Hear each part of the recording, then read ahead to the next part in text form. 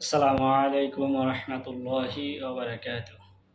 Palestine solidarity movement বাংলাদেশের আয়োজনে ফিলিস্তিনের গাজায় সংগঠিত শতাব্দীর বর্বরোচিত গণহত্যার প্রতিবাদে মার্চ ফর গাজা শিরোনামে এক বিশাল বিক্ষোভ সমাবেশ ও গণজমায়েতের আয়োজন করা হচ্ছে।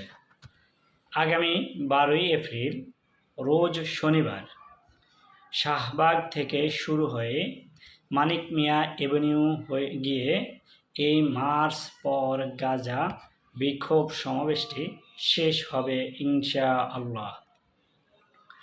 আমি নিজে সশরীরে এই বিক্ষোভ সমাবেশে উপস্থিত থাকব এবং আপনারাও দলে দলে যোগদান করে মানবতার পক্ষে, ন্যায়ের পক্ষে, গাজাবাসীদের সমর্থনে দল